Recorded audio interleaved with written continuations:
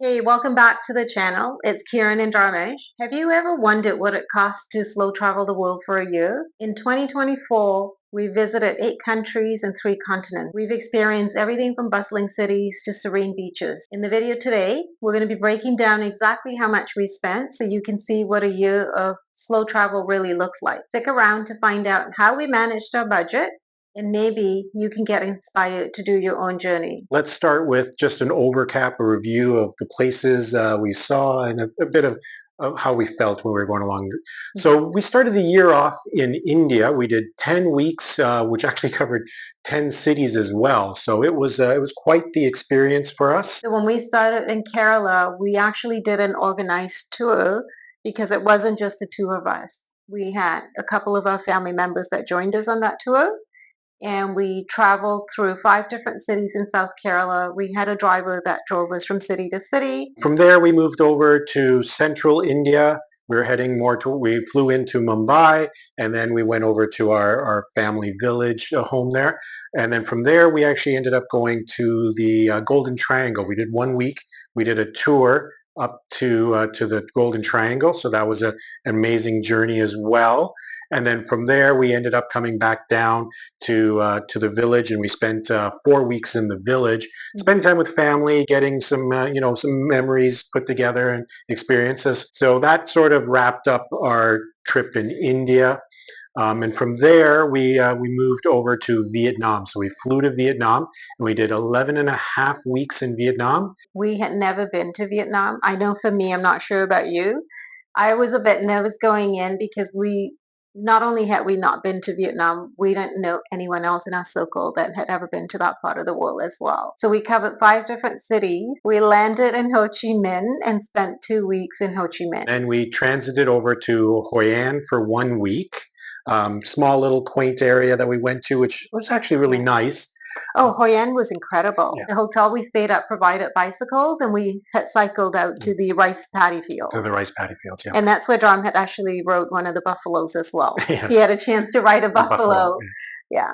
And then for Hoi An, then we made our way to Da Nang, and we spent 4 weeks in Da Nang, but that was sort of a downtime a little bit for us because it was right off the beach. So definitely a good experience. Yeah. From there, we went to Hue for just a quick pit stop, 3 days there, Yeah. and then we did our final 4 weeks in Hanoi.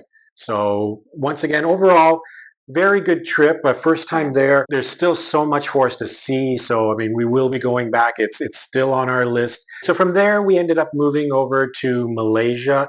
We went to Malaysia for basically 12 and a half weeks it was. It worked out roughly about there. And we've been to Malaysia before. It was more of a comfort kind of stop. We were sort of just sort of sitting down, relaxing, kind of regrouping, and getting prepared for the remainder of the year. And we were very strategic as well to choose Malaysia at this point of our travel in the year because we knew we were going to have some upcoming months where the costs were going to be a bit higher. So our next location, we moved over to Australia for our first time ever.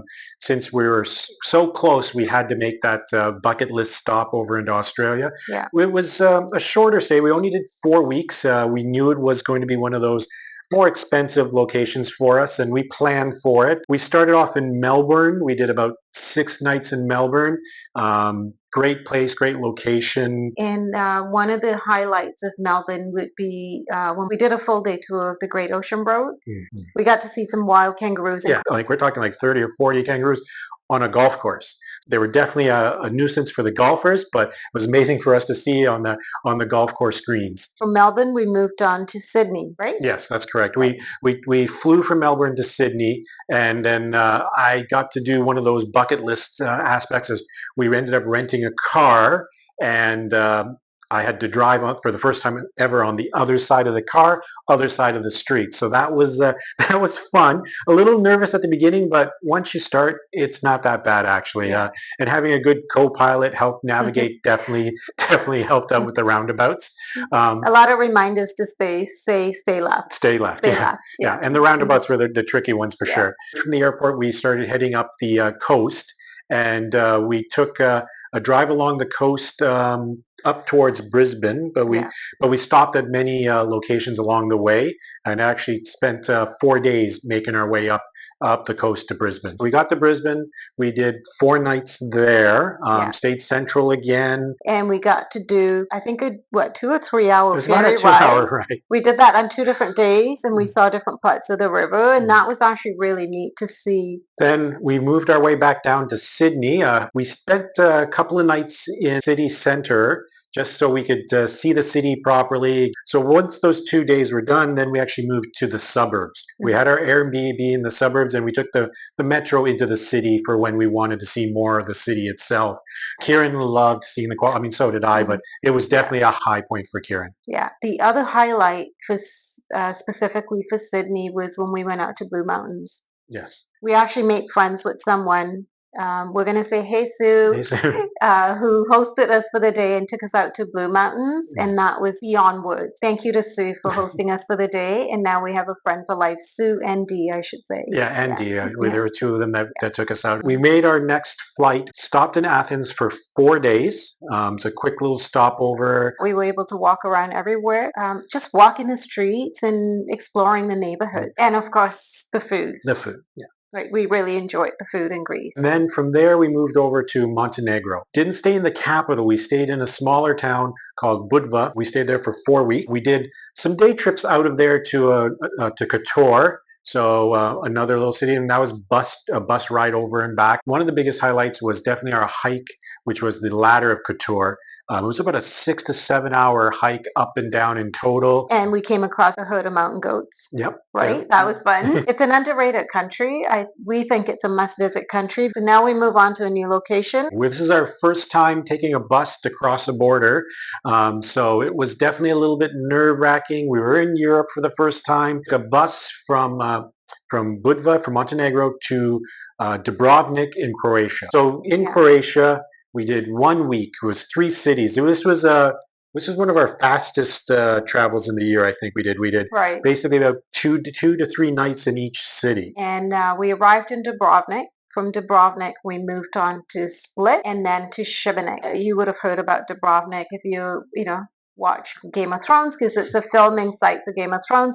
We also actually walked the old wall. There's just no words to describe the beauty of Croatia. And we took buses between Dubrovnik to Split to Šibenik. We left Šibenik on October 31st, and we weren't aware that we were actually the last guests in the hotel, because we were wondering why the hotel was super quiet. Yeah. And it's because we were the last 2 people in the hotel. The staff was actually waiting. As soon as we leave, they're gone. They were just waiting for us to check out. Yeah. Well, I should mention the highlight in Šibenik was when we went to the Croatia National Park and the waterfalls there. That is a must-see if you're in Šibenik area in Croatia. So definitely would say that. So now we're leaving Croatia. We're in Portugal for 9 weeks. We did 3 weeks in Porto. And it's a beautiful city. If you're not familiar with Porto, Porto is known for the tile work. So all of the buildings were covered with these amazing, beautiful tiles. And we also did 3-day trips to other cities adjacent to Porto. Be prepared for hills. Everybody says when you go to Portugal, if you go to Porto and Lisbon, there's hills. So we did get a good workout. If you want, you can watch our video on Porto. There'll be a link down below. So you can get a little bit more details on that from our video. And then from Porto, we moved on to Lisbon. So we ended up taking a train from Porto to Lisbon, which was about 3 hours. Yeah, about just around 3 hours or so, to get there. And in Lisbon, we also stayed in the city center. And we actually were very fortunate. We had friends from back home that were there. So we got to spend an entire week with them. And same as Porto, we were surprised at how busy Lisbon is, even if it's considered off-season. I frankly don't know if they actually have an off-season anymore. They probably have a busy season and a very busier season. We were there at the end of the year, and it was basically we noticed at least 2 cruise ships docked most of the days that we were there. Yes, so the actual tourist spot does get fairly busy when they're in. We also did 2-day trips out of Lisbon, and again, similar to Porto, very easy to get around to other cities close to Lisbon, because the train system's really good. The public transit system's really good, whether it be metro or train or even buses, right, or tram. We were also very fortunate. We were there around Christmas time. So there was a Christmas market on, a couple of Christmas markets on, lots of decorations and lights on. So it was really nice to experience a European experience for Christmas. And similar to Porto, the city's beautiful. The architecture is stunning. It's a big city, but it's walkable and you can get to all the sites quite Yeah. easily. And once again, we have a video for that. So if you want to watch, there'll be a link below. You can check out our Lisbon video and see how that time there was for us. Yeah. From there, we moved over to Portimao. So we came down to the south, over to the Algarve region. Right. So in Portimao, we spent 5 weeks in total. So we just needed a little bit more of downtime. We picked Portimao because it was a bit of a smaller town down in the Algarve, and there was a nice big beach that we could do our daily walks at. Right. And the weather's been, this is where we're ending our year, and the weather's been amazing. So that about sums up our journey for 24 as far as all the different countries and cities that we've seen. Yeah. So we'll move on to how much it costs us to stay throughout the world. Our living costs for 2024, really, Yeah. I guess. Yeah. We'll start with accommodations. So our total for the year for accommodations was $13,927.64. Yeah. And then if you break that down, that roughly works out to about $1,160.64 per month. So not bad overall for our accommodations. Yeah. Our accommodations were normally mixed between short and long stays, so that sort of helped us save on the longer stays, and then on the shorter stays, of course, sometimes we had to pay a little bit more. Yeah. And we also had a mix of hotels and apartments this time around because some of the shorter stays we didn't have a choice but to stay. It just made sense It to made stay in sense, yeah. hotels. We usually try to stay at places for 28 nights or more if possible. And that's simply because if we book through Airbnb, if you stay 28 nights, then you get a good discount for the month. But in this case, as we said, we had a mix of both. Mix it up. And that would be our most expensive category as far as That's it. expenses are concerned. Yeah. All right, so then now moving on to the next, which was groceries. Our groceries total for the year was $2,252.08. And then that roughly broke down monthly to be about $187.67 per month. And these monthly totals are just us dividing by 12, so it's just our average. In regards to our groceries, we do try to cook at home as much as we possibly can. It is definitely easier when we're doing the longer stays. We always try to find a place with a kitchen. So those, kind of helps with our overall cost. Plus, it makes it healthier for us, I guess. Right. And then also keep in mind, like if you are in Southeast Asia, like visiting places like Southeast Asia or Asia, uh, when we were there, we were trying to look for more local markets as opposed to just doing all our groceries at the grocery That's the store. grocery store. Yeah. And we found some really good local markets in Vietnam, in Malaysia, Yeah. and then also in India. All right, so then the next category is the opposite side, where it's our food out, our dining, our snacking, anything that we're purchasing and eating out. So that total was $3,707.49, which works out to be roughly about $308.96 per month. Once again, that is for when we eat out. It includes any full meals or even if a coffee shop or any of that kind of stuff. We expected, I think, our groceries to be higher, Mhm. but I think it's also, this happened because we had some portions of our travel were faster moving, like faster than we would have liked. And in those places, we didn't have a kitchen to eat, the kitchen to cook, sorry. So we had to eat out. And the other main reason would be the cost for the last third of the year was higher for eating out, dining out, since we were in Europe versus the first 2/3 of the year when we were in Asia and Southeast Asia. Like on average, I think the cost of dining out is at least double, if not more, in Europe versus Asia. In Asia, right? Yeah. Okay, let's move on to the next category, which is personal care. The total cost for the year for personal care was $1,786.46. And then that broke out to be roughly about $148.87 per month.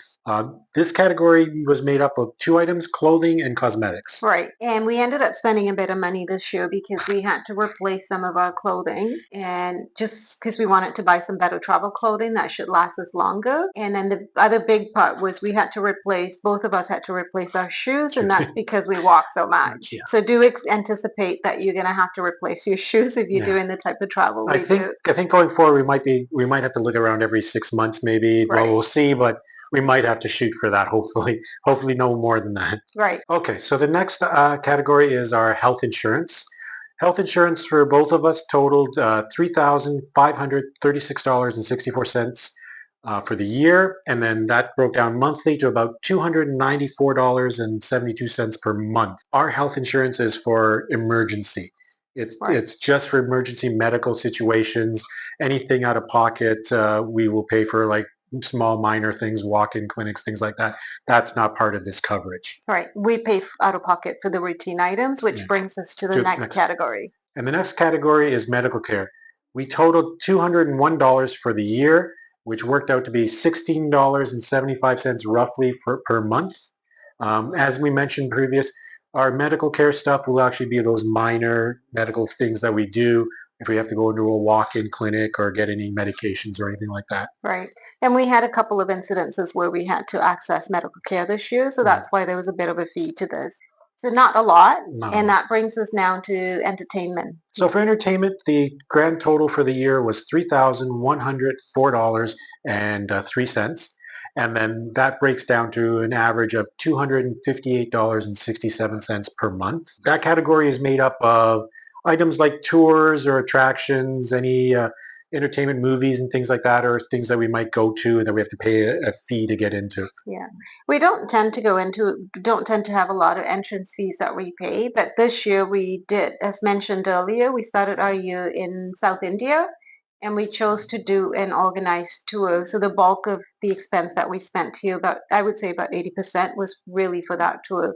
So we're thinking maybe, hopefully in 25, our number will be a lot less. number should be less. Yeah, our number definitely be a lot less next year for this category. Yeah. Okay, so then our next category is transportation.